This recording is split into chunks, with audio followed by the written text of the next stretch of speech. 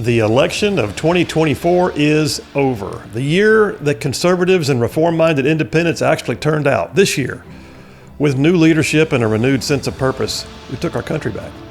And we did it with a whole new team and a fresh set of eyes. So yes, we finally had an election day that the members of the right side of the election or electorate can celebrate. I mean, finally. For the better part of a year and a half, we've been inundated with ads regaling us with information, insight, innuendo about who to vote for. We watched lawfare and insults and accusations, but then it all came down to you and I just going to the polls and doing that thing that much of the world can't do. Just casting our vote for the candidate or the cause that we have decided to vote for. Democrats and their liberal media allies gave grave warnings. They warned the world that democracy was on the ballot. Biden and Harris and Schumer and Pelosi, they invoked visions of Nazis and fascists and tyrants. They harped that if those MAGA Republicans got control, that it could somehow end the American way of life. It's as if democracy is supposed to be a one-way street for one-party rule. Well, the leftist mantra is that no one can have a differing opinion. Nobody. You can't differ from our thoughts. A couple of years ago, I rolled my eyes when some yokel named Andrew Gawthorpe wrote a piece that came out in The Guardian. It was titled, "The Future of American Democracy is at Stake in the Midterm Elections." I kid you not. In one overreaching paragraph filled with sensationalistic hyperbole, Gawthorpe said back in 2022, "Never before in American history has there been an organized movement which was only one vote away from having the motivation and the opportunity to make that election America's last. Never, that is, until now," he said. And he went on to say, "Today's anti-democratic movement is propelled not by genuine controversy or scandal, but rather by their commitment to ending competitive elections in the United States." Well, how about no? Look, people like Gawthorpe are the problem. I challenge him to ever show me one place he spent time where democracy was truly considered risky. You see, what Biden and Harris and Schumer and Pelosi and Mr. Andrew Gawthorpe don't seem to get is that what we witnessed this week, this is not the end of democracy. It is democracy. The idea that people with a sovereign right to their own notions can have a constitutional right to elect their representative government is in fact the hallmark of democracy. When a voter goes to the polls and casts their votes to either vote for someone in or someone out, they are in fact doing exactly what the Founding Fathers hoped for. And I gotta tell you, when I hear rhetoric like Gawthorpe, I have memories that stand out of what it's really like to see democracy at its formative levels, in a manner in which it's absolutely risky. And folks, we are not there. I have a picture of myself and one of my team sergeants as we were posted outside of Baghdad City Hall. It was a building called the Amanat. We were there in 2004, exactly 20 years ago, to safeguard the election of the first ever freely determined mayor of Baghdad. I had several interactions with Mayor al-Tamimi after that. I actually didn't even like him, but he served, and he wore a bulletproof vest everywhere he went. But look, in the wake of an overwhelming electoral victory this past week here in 2024, the left has now spent so much time shaping the minds of low-information voters that some of them are actually having panic attacks. I mean, why would they not? They've been mollycoddled to believe that anyone who supports the Republican Party, and especially Donald Trump, that anyone like that is a fascist, hell-bent on kicking down their doors and laying waste to their various liberal hopes and dreams. If it weren't so incredibly sad and somewhat pathetic, it would also be funny. And the worst of it actually comes from elitists on university campuses around the nation. Georgetown University. Immediately after the election results became known, Georgetown University actually invited students to a self-care suite on the day after to recover from the stress of the 2024 presidential election.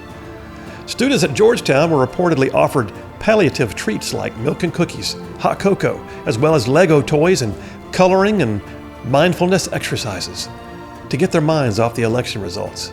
Yeah, because, cookies and Legos are what your boss is going to give you when you have a hard day at work later on in adult life. Harvard University? Harvard saw several professors actually cancel classes and make attendance optional or extended assignment deadlines. Economics lecturer from Harvard, Maxim Boyko, reportedly told students in-class quizzes would be optional on Wednesday and that students could take time if they needed to process the election results. Harvard, yeah. The University of Puget Sound announced a full week of self-care election activities for stressed out students. Students were invited to stroll in a walkable labyrinth, whatever that means, with calm lighting and music in order to recharge their mental health in supportive spaces for election processing. Other events on the week's schedule also included support spaces exclusively for LGBTQ students and students of color to talk about their election anxieties. Y'all. But not to be outdone, the University of Oregon did one of my favorites. It brought in baby therapy goats. You heard me, baby therapy goats, to promote well-being and lessen anxiety. And at Virginia Tech, students were encouraged to play with therapy dogs and do arts and crafts and attend a full day of self-care yoga classes and sessions on restorative dialogue. At Michigan State University, one professor went viral after canceling her class to grieve about the election. On her own social media, she posted, "I am canceling class today to grieve the presidential election results," saying further that, "As a queer immigrant woman of color, I cannot in good conscience go on about my day like everything's all right." She went on and added, "This is a major historical event that we are witnessing. I hope you take time to process and take care of yourself." The professor, by the way, also promised after that not to discriminate against any of her students for their political beliefs. Right. But look, regardless of the progressive left's inability to cope with real life, let's be honest. Election night was an epic night. Election night was an epic night with an epic result because of epic turnout by Americans to vote for something better than what they had. It was not just a win. I mean, let it sink in that for all practical purposes, Republicans took both the popular vote and the Electoral College vote. We have flipped the Senate. We're likely going to retain the House. We'll find out any day now. We have gained seats in governor's races, picked up new voters from minority groups, and we become known once again as the party of the working man. Election night was a complete and total repudiation of the liberal progressive agenda. So my friends, bask in the moment, but don't spend too much time gloating because now the real fight begins. Donald Trump and J.D. Vance, as President and Vice President-elect, they will now assemble their team and begin to do the work that we've given them the opportunity to do, work that they had better be doing. Because the left is in disbelief for now, but they will soon stop crying and playing with therapy goats, and they will soon stop pointing fingers at each other, and then the real fight will be on. And we need real fighters on our team to hold our ground and take the offensive even further. Okay, let's take a step back in memory lane here because having said all that, it reminds me of one of my favorite all-time classic movies. 1968, The Dirty Dozen. Lee Marvin, Jim Brown, Donald Sutherland, Charles Bronson, Ernest Borgnine, and more. It was the classic all-call of action characters in a classic manly man movie, kind of like the newest versions of the action genre that you see doing the same thing called The Expendables with Sylvester Stallone and an all-star crew. The storyline was set in World War II. Lee Marvin, his character was taking a bunch of outcasts and convicts and misfits from a military prison, forming them into an elite commando unit. Sort of like a Suicide Squad movie if you get down to it. Because they were designed for a suicide mission deep behind enemy lines. In the movie The Dirty Dozen, each man knew they had a mission to accomplish, and if they failed, they were going right back to prison. Or death, one or the other. So basically, the men of the Dirty Dozen, they had to fight like their life depended on it. So I bring up The Dirty Dozen because there's one particular scene, a situation in the movie, where a highbrow regular Army colonel, he got wind that a top secret group was coming on his base. He was told he couldn't ask questions. He was told that the group contained a high-ranking general, but the general was traveling incognito. Well, the colonel couldn't contain himself. So he stopped the trucks. He asked for the general to please inspect his top unit that was standing in formation, all spit and polished by the side of the road. The Dirty Dozen, they didn't have any generals. They were all rough around the edges, unshaven. Their uniforms looked awful. But not knowing what else to do, the leader of the Dirty Dozen told Donald Sutherland's character, who was a complete nut job in the movie, to pretend that he was a general. Just traveling incognito, like I said, to inspect the troops. Just walk the line, don't say anything, let's get out of here. Yeah, didn't quite work out that way. If you've seen the movie, you may recall, he played the part for a few minutes, and then he began to get a little uppity with himself, and he finally stopped and looked at the arrogant colonel in his dress uniform and said, "They're very pretty, Colonel, but can they fight?" Which caused the rest of the Dirty Dozen to fall into fits of laughter as they looked at the prima donna standing there in uniform. Look, here's the thing, I tell you that because we don't need Donald Trump to bring in a bunch of very pretty soldiers. We need a dirty dozen or more who's going to get the job done like their lives depend on it. You see, we are not done. In military parlance, it is time now to prepare for the counterattack, because in every force-on-force confrontation, there is always key terrain. 19th century Prussian General Karl von Clausewitz, he wrote a seminal classic called On War, and Clausewitz's treatise on warfare lays out all the truths about strategy and tactics and decision-making and leadership, but among other factors for victory, he extols the virtues of key terrain, describing it as one of the constant factors in any engagement. You have to first seize the key terrain to win the battles. And election night in 2024, that was not the actual battle. That was a seizure of key terrain. We took the ground that now allows us to fight.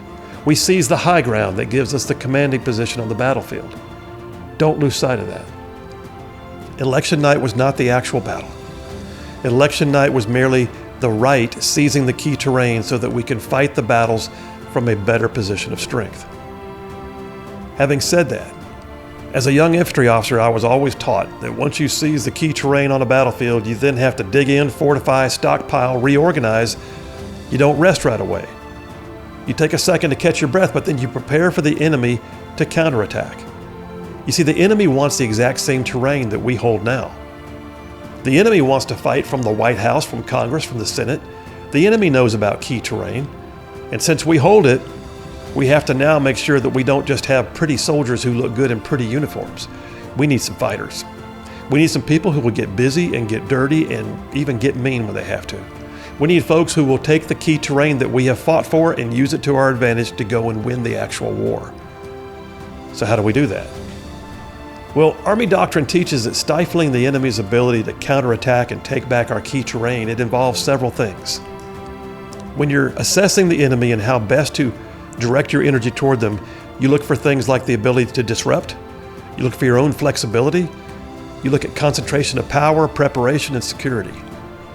Look, we have to immediately begin doing what we can to disrupt the rabid liberal leftist efforts to try and regain control. We do that by communicating well and communicating often, and communicating with transparency. We appoint conservative judges.